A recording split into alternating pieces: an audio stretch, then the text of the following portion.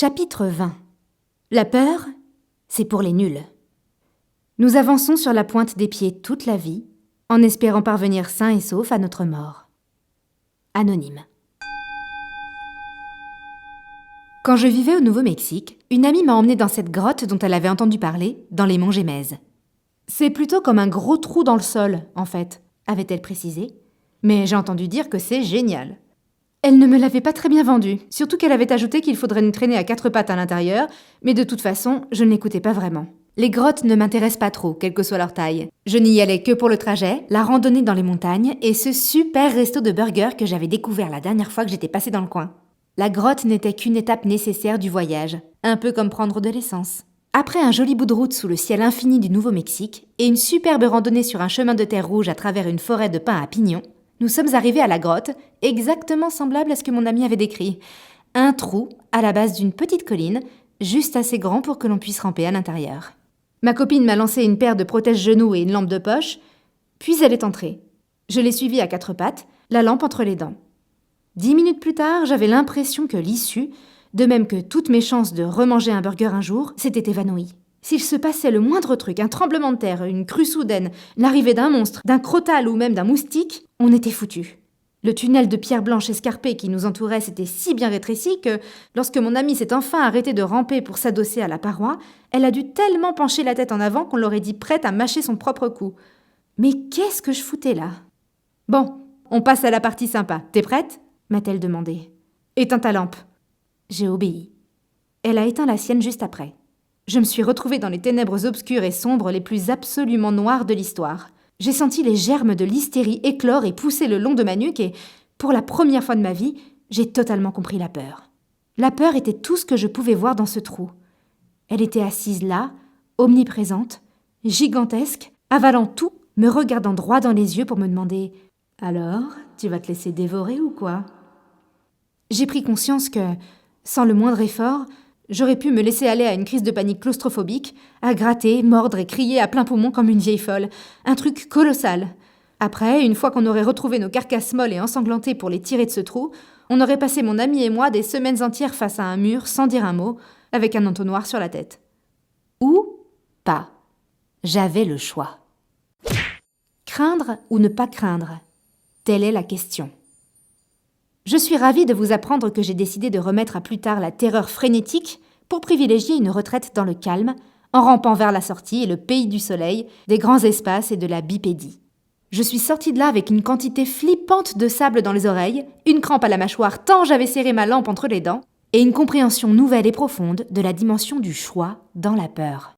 C'est si simple, la peur sera toujours là, immuable et prête à déclencher la panique, mais nous pouvons choisir de nous y adonner, ou bien de rallumer la lumière, de la noyer et de passer outre, au besoin en rampant. J'ai aussi pris conscience que noyer la peur était en réalité plutôt facile. Simplement, nous sommes conditionnés pour penser autrement. Nous avons pris l'habitude d'être apeurés.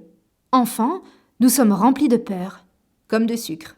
En grandissant, nous continuons à absorber les mauvaises nouvelles à la télé, les horreurs dans les journaux et la violence dans les livres, les films, les jeux vidéo, et toutes ces saloperies qui nous remplissent à ras-bord de la peur de notre monde. On nous enseigne à jouer la sécurité, à ne pas prendre de risques, on nous encourage même à passer le message de prudence à nos voisins. C'est devenu partie intégrante de notre conditionnement social, à tel point que nous n'en avons même plus conscience. Par exemple, quelle serait votre réaction immédiate si quelqu'un que vous aimez profondément vous disait, frétillant d'enthousiasme, une des choses suivantes. J'ai fait un emprunt énorme pour financer l'affaire de mes rêves. Je vais faire le tour du monde pendant 1 an, tout seul. Je démissionne de mon emploi sûr à temps plein pour devenir acteur. J'ai rencontré quelqu'un d'extraordinaire la semaine dernière et je suis raide dingue amoureux. On va se marier. Je vais faire un saut en parachute. Quand nous observons quelqu'un qui s'apprête à sauter en confiance vers l'inconnu, notre première réaction est un cri. Fais gaffe! Non seulement nous avons pris l'habitude de jeter nos peurs, nos soucis et nos doutes à la face des autres, mais en plus, nous nous félicitons de le faire parce que, croyons-nous, cela signifie que nous nous faisons du souci pour eux. Et ça, c'est flippant, si vous voulez mon avis. Avez-vous déjà entendu parler de la mentalité du crabe ? Si vous mettez plein de crabes dans un seau, dès que l'un d'entre eux marchera sur ses congénères pour escalader la paroi, les autres essayeront de le faire retomber plutôt que de l'aider à sortir. Pas étonnant qu'en latin, on les appelle cancers. Imaginez combien serait différent notre monde si nous nous comportions un peu moins comme des crabes. Si on nous enseignait à vraiment croire au miracle. Oui, je sais, ça paraît un peu cliché de dire ça. Si on encourageait et récompensait la prise de risque et les sauts dans l'inconnu, plutôt que d'aviser contre et de crier au loup. On dit sans cesse que tout est possible. On grandit tous avec des posters de chatons et de bébés phoques sur nos murs qui nous disent de suivre nos rêves, mais à la seconde où l'on fait un véritable pas décisif dans cette direction, toutes les alarmes s'enclenchent, toutes les lumières s'allument. Vous voyez ce que je veux dire? La peur se loge dans l'avenir. Le sentiment de peur est réel, mais la peur elle-même est imaginaire puisque rien n'est encore arrivé. La mort, la banqueroute, la jambe cassée, le trou de mémoire sur scène, la punition pour être arrivé en retard, le rejet, etc. Nous n'avons souvent aucune garantie que ce que nous craignons arrivera, ni que ce serait tellement effrayant si c'était le cas. Prenez la mort, par exemple. Si ça se trouve, nous quittons nos corps et fondons dans un état de pur amour, de lumière, de boule à facettes, de licorne et de petits lapins, un vertige orgasmique ininterrompu. C'est tout aussi plausible que n'importe quoi d'autre concernant l'avenir. Alors pourquoi nous en faire ? Tout ce qu'il nous faut pour inverser le facteur peur, c'est apprendre à être à l'aise dans l'inconnu, plutôt que d'être terrifié par lui. Et c'est avec la foi qu'on y parvient. Cela peut se résumer dans la façon dont vous choisissez d'approcher la vie. Votre peur surpasse-t-elle votre foi en l'inconnu et en vous-même ? Ou votre foi en l'inconnu et en vous-même surpasse-t-elle votre peur ? Tandis que vous vous décidez, voici un peu de matière à penser rédigée par cette bonne vieille Hélène Keller. La vie est une aventure audacieuse ou n'est rien. Regarder le changement en face et se comporter en esprit libre quand frappe le destin, voilà la force invincible. Songez à cet instant indescriptible quand vous décidez « tant pis, je fonce » et que soudain l'excitation remplace la peur. Vous voilà sur un tapis volant, à signer au bas de votre offre d'achat, à affronter votre père, à glisser une alliance sur un doigt, à monter sur scène devant une salle comble. Voilà ce que c'est de se sentir vivant. Juste de l'autre côté de votre peur se trouve votre liberté. Voici quelques astuces pour bien vous orienter dans la jungle de la peur. Petit 1, regardez la peur dans le rétroviseur.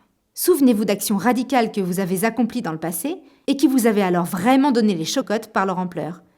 Regardez-les à présent. Sont-elles si terrifiantes ? Parvenez-vous à ressentir de nouveau la même peur à leur rencontre ? Même une vague réminiscence ?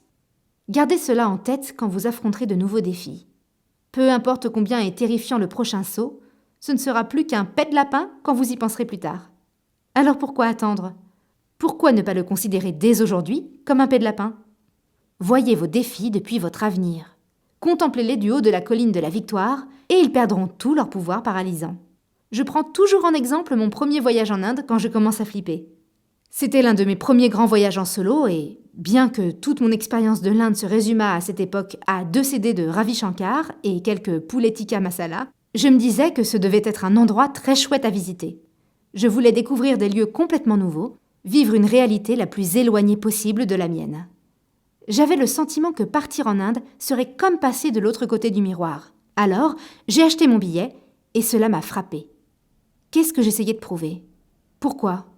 Je n'étais jamais allée si loin toute seule, où je ne connaissais personne, ne parlais pas la langue, ne savais pas du tout à quoi m'attendre.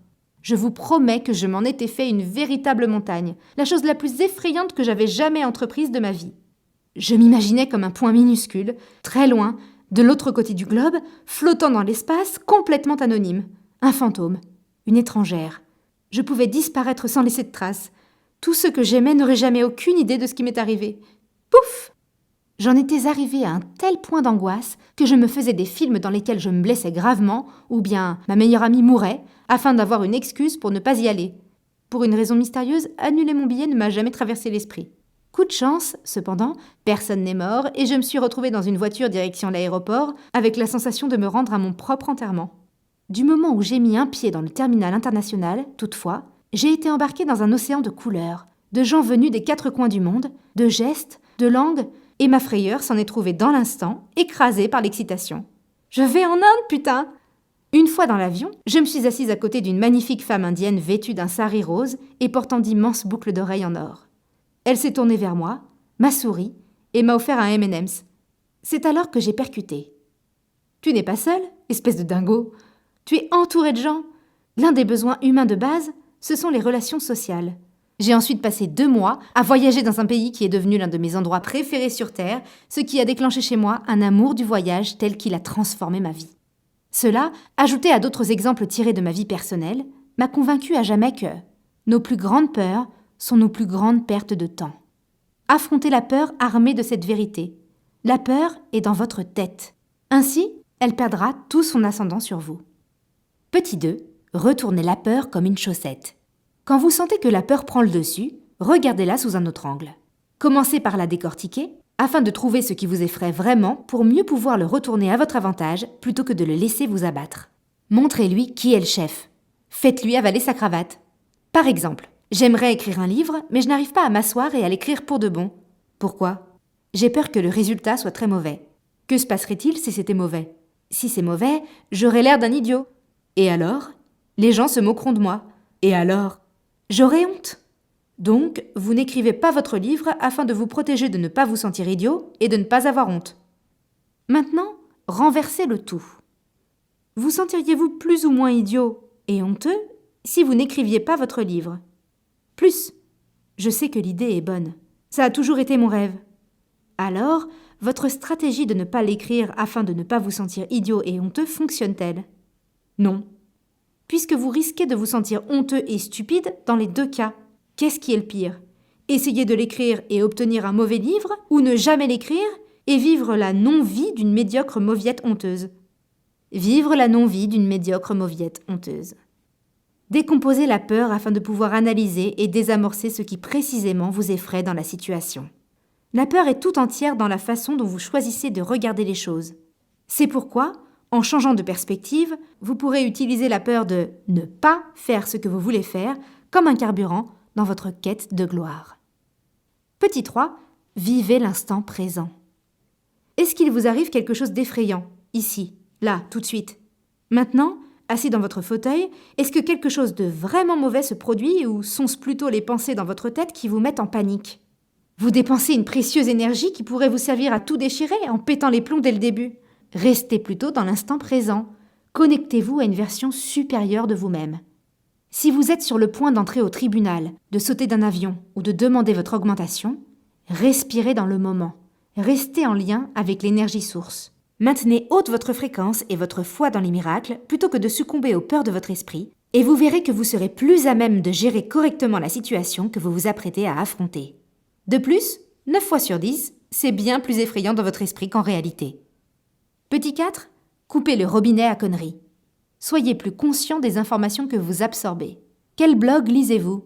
Quelle série regardez-vous ? Quel livre choisissez-vous ? Quels articles sélectionnez-vous dans le journal ? Quel film allez-vous voir au cinéma ? De qui demandez-vous l'avis ? Sur quoi vous concentrez-vous dans votre vie de tous les jours ? Il ne s'agit pas de vivre dans le déni ou de vous déconnecter de la réalité du monde, mais de déterminer la quantité exacte d'informations dont vous avez besoin.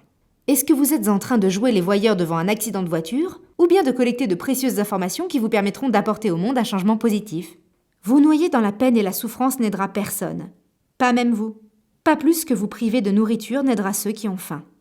Si vous désirez aider le monde et vous avec, tenez haute votre fréquence et faites votre travail dans la joie, au fait de votre puissance.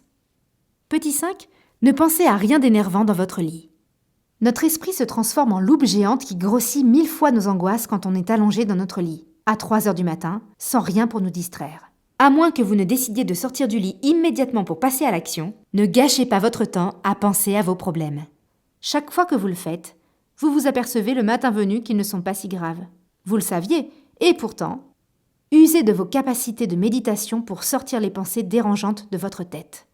Concentrez-vous et détendez chaque muscle de votre corps, un par un, doucement, par la seule volonté, afin que cela occupe votre cerveau tout l'espace dont vous vous serviez pour paniquer. Respirez profondément et songez à tout ce que votre vie compte d'extraordinaire. Écoutez une méditation dirigée, faites tout votre possible pour gagner une bonne nuit de sommeil, vous gérerez la situation le lendemain matin. La seule chose pire que de passer la nuit éveillé en mode panique est d'être trop fatigué le lendemain pour faire quoi que ce soit.